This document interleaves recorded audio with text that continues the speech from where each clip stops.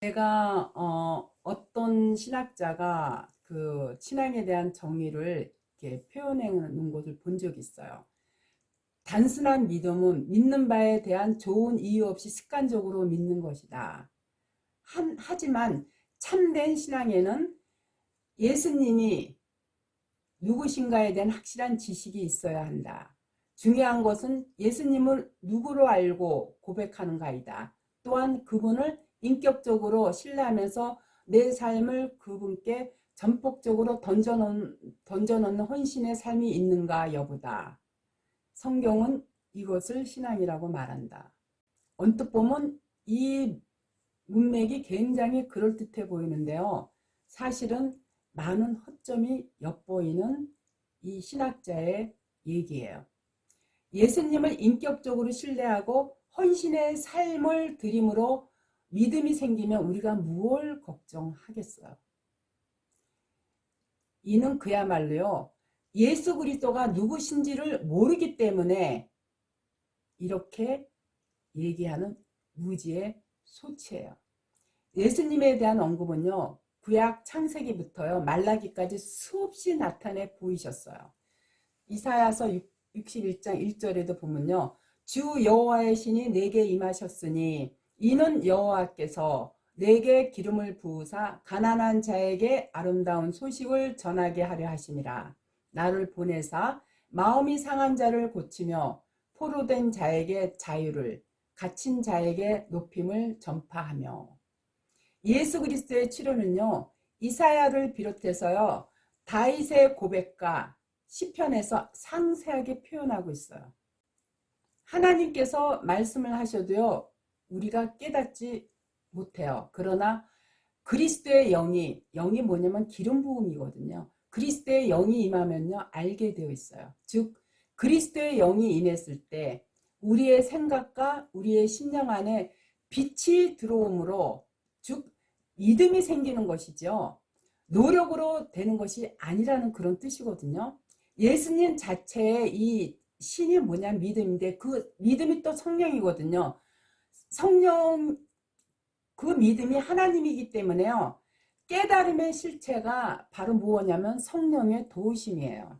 히브리서 1장 1절 이하에 보면요, 옛적의 선지자들로 하여 여러 부분과 여러 모양으로 우리 조상들에게 말씀하신 하나님이 이 모든 날 마지막에 아들로 우리에게 말씀하셨으니 이 아들을 만유의 후사로 세우시고 또 저로 말미암아 모든 세계를 지으셨느니라.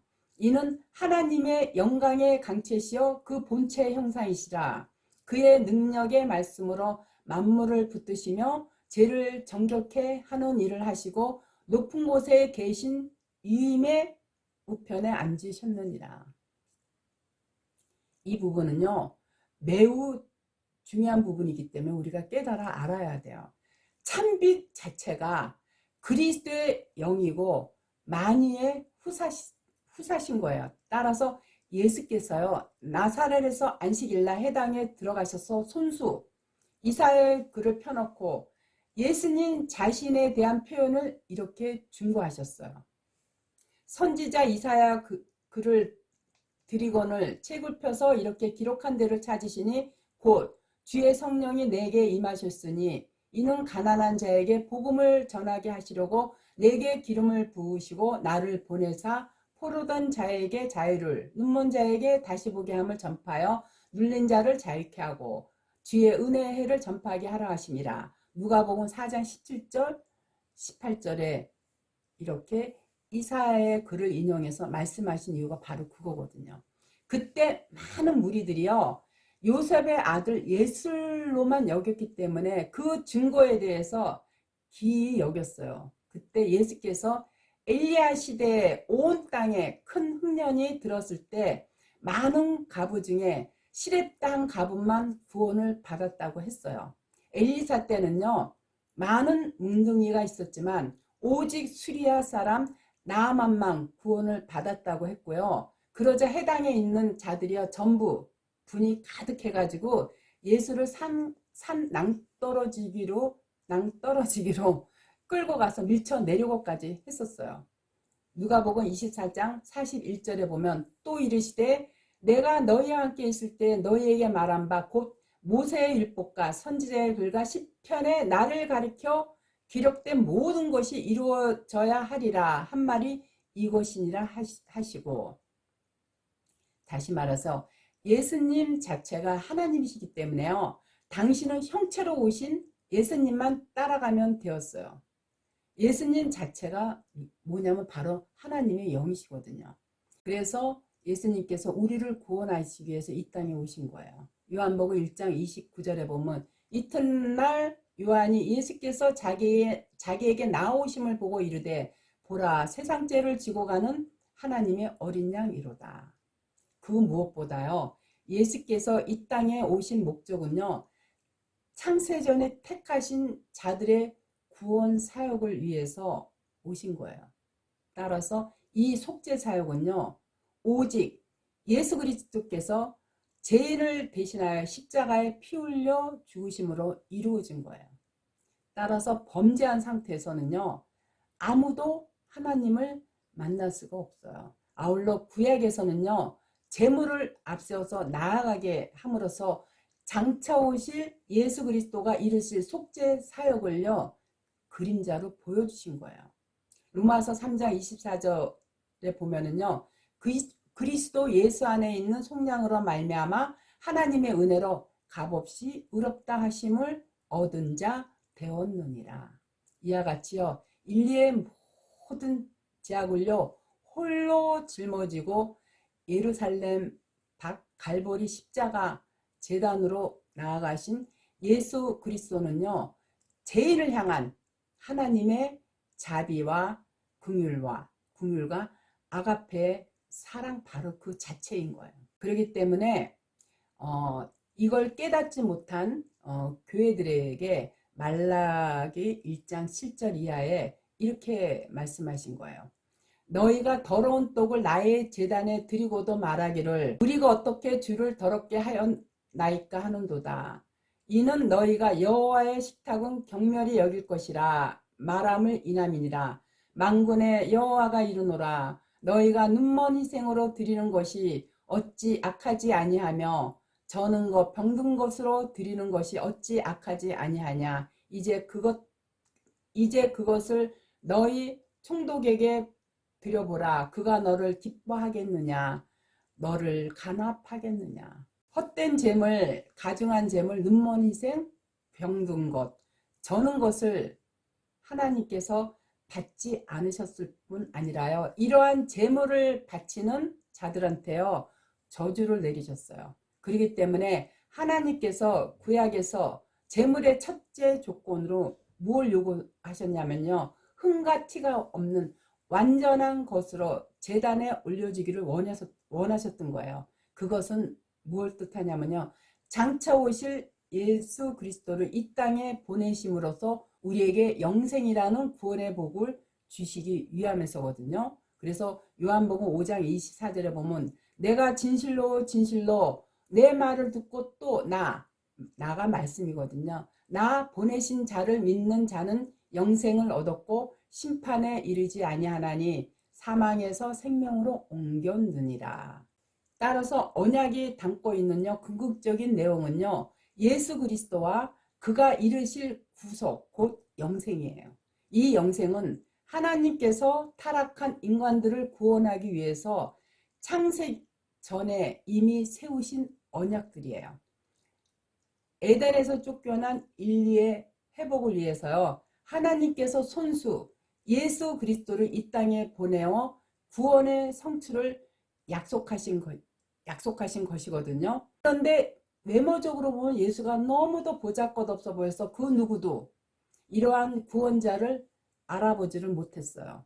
따라서 750년 전, 다시 말해서 예수님이 태어나시기 750년 전에 이사야 선지자가요 예수님의 참혹한 모습이 너무나 혐오스러워서 사람들이 전부 고개를 돌릴 것이라 예언했을 정도로 예수 그리스도는요, 그야말로 정말 볼품없는 모습으로 이 땅에 오셨던 거예요.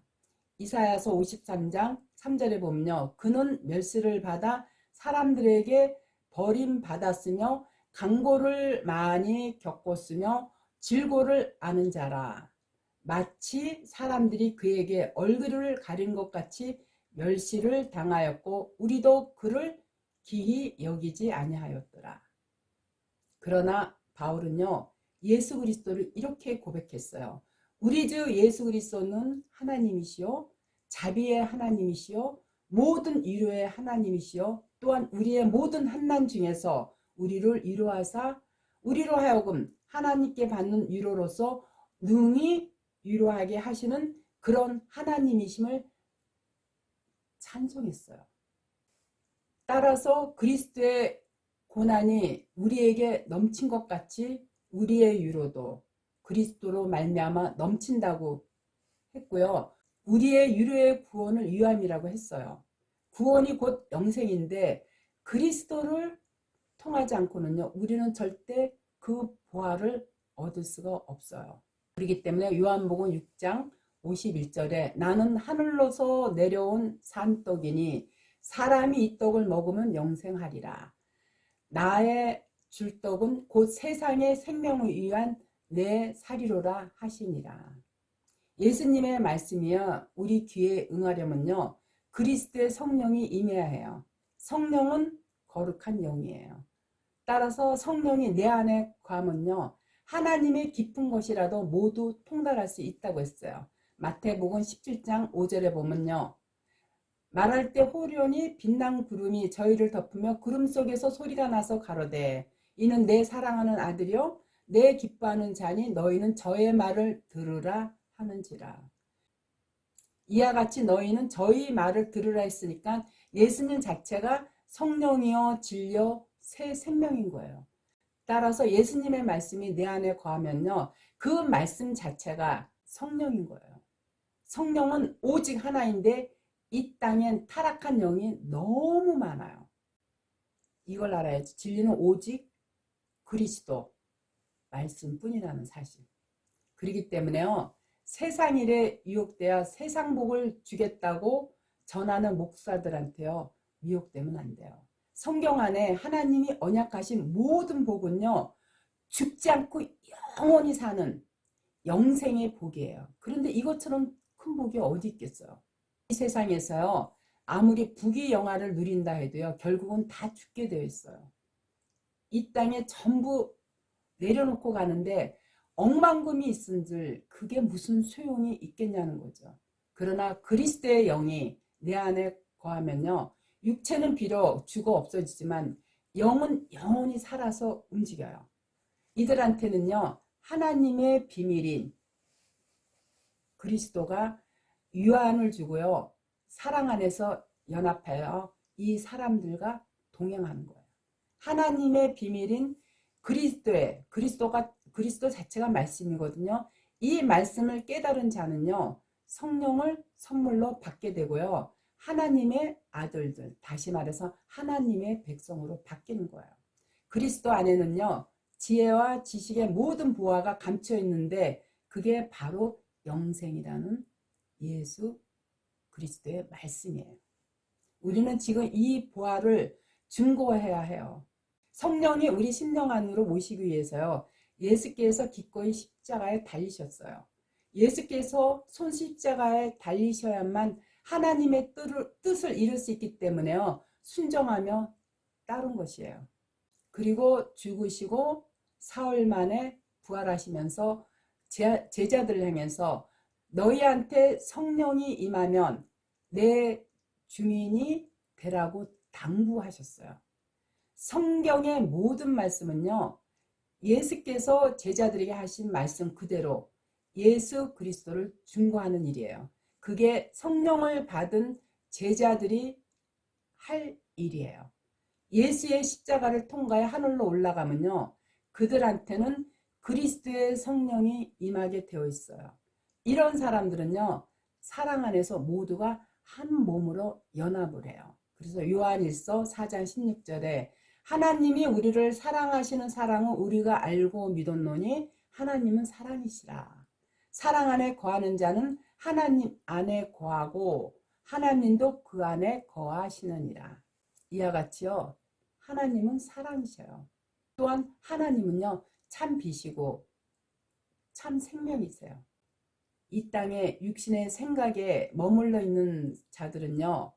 부귀나 명예가 부요가 되지만요. 그리스도의 말씀이 심령 안에 거한 자들은요. 하나님의 아들로 거듭남에 거기서 부요를 느끼고 살아요.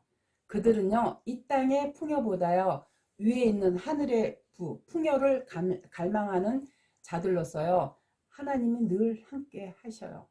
그들한테는 하나님의 비밀인 그리스도를 깨닫게 함으로 희락과 화평을 누리며 살아가는 거거든요. 여러분들도 말씀을 깨달아 날마다 마음 안에서 그 천국을 누리는 삶을 살기를 정말 진심으로 간구드립니다. 아시겠죠?